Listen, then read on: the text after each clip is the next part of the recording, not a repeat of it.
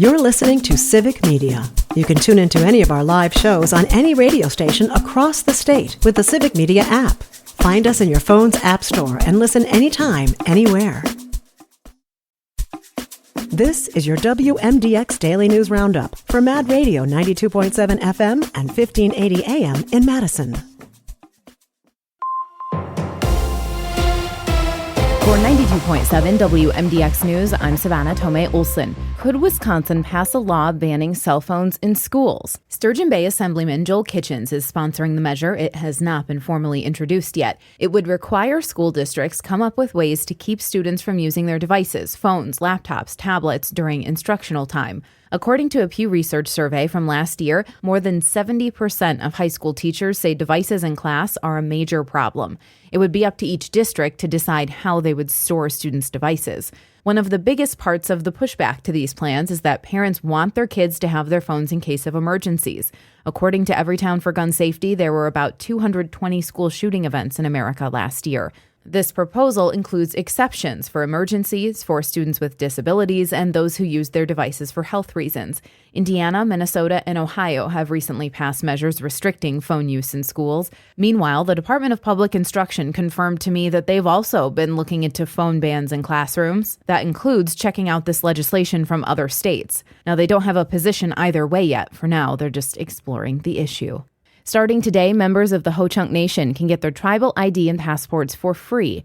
Tribal leaders are concerned about members being caught up in the Trump administration's immigration efforts and want to make sure they have all the proper identification to protect themselves. Here's Melissa Kay.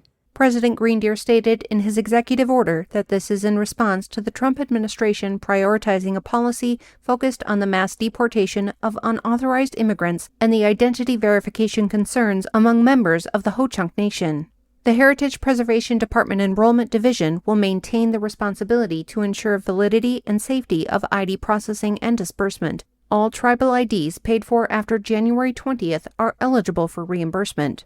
Tribal members and their first-line descendants will also be reimbursed for all costs associated with securing a U.S. passport.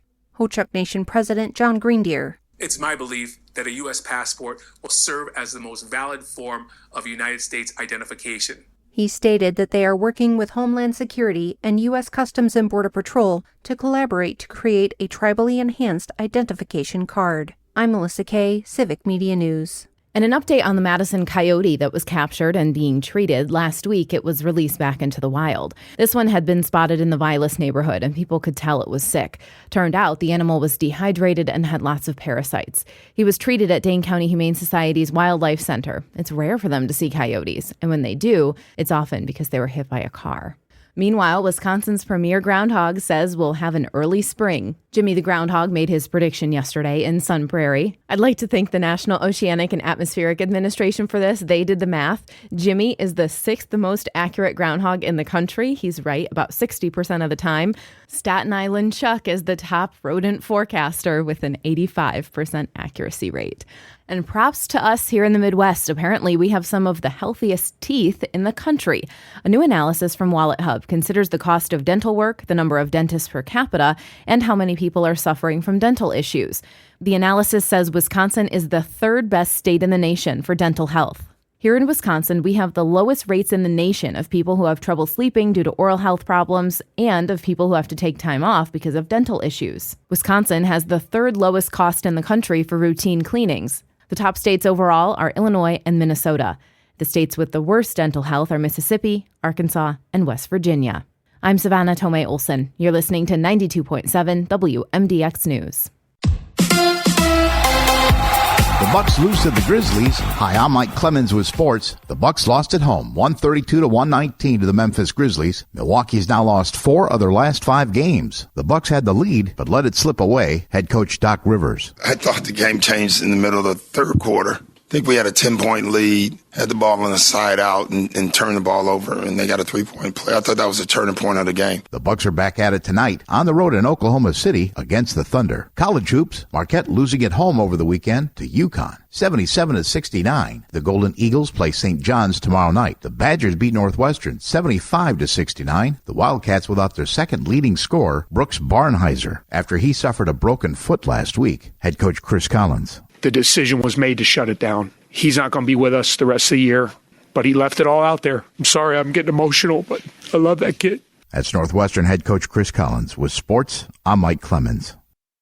On your entertainment beat, I'm Pete Schwaba. If you're a fan of the video game Fortnite and Sabrina Carpenter's music, this might be the most earth-shattering news you've ever heard, so have a seat. The pop star is in talks to have her image featured in the game Fortnite, according to Forbes, which reports the game will use her music and develop a skin in her likeness. Other artists that have been featured in Fortnite include Eminem, Bruno Mars, Lady Gaga, Mariah Carey, and Metallica. I still love watching people do the Fortnite dance. Selma Blair is back to work. The actress is the star of films like Cruel Intentions, The Sweetest Thing, and A Guy Thing, co-wrote by yours truly. Did you really think I was above making a shameless plug? Blair announced in 2018 that she was dealing with multiple sclerosis. According to Variety, the actress has signed on to 3 new film projects, including Stay Forte, which is the story of the 3 Israeli hostages taken by Hamas October 7th of last year. No real details were given about her MS, other than the actress says she's feeling much better. The Oscars are just 4 weeks away, and if you missed some of the Best Picture nominees the first time around or don't have access to the films in theaters, don't despair. The Brutalist, A Complete Unknown, I'm Still Here, and Nickel Boys are unavailable to stream at the moment, but the rest of the nominees are available to watch in the comfort of your own home. Honora, Wicked, and The Substance are all on pay-per-view for anywhere from $4 to $20. 20 big ones might sound like a lot, but oftentimes is cheaper than actually going to the theater. The following potential Best Pick winners are free if you have the appropriate platforms.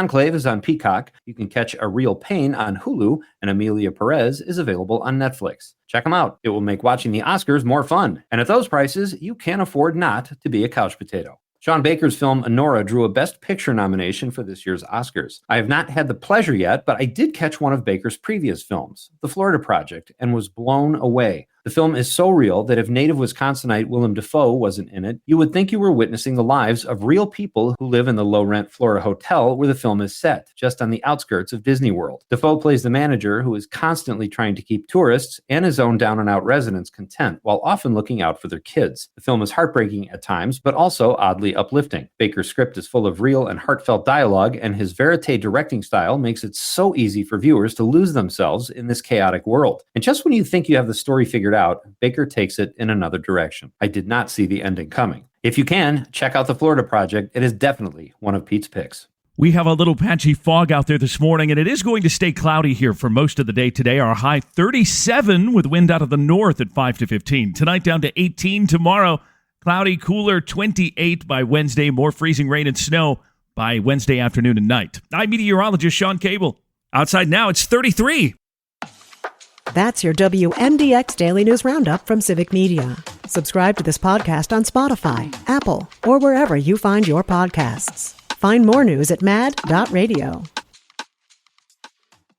The national news cycle never stops, but it can be hard to find news about your local community. Civic Media is dedicated to providing quality local and state news coverage across Wisconsin. With the Civic Media app, you can get notifications about local stories that matter to you and your community. Find the free Civic Media app in your phone's app store and choose notifications from the menu to tell us what kind of news you want to hear about.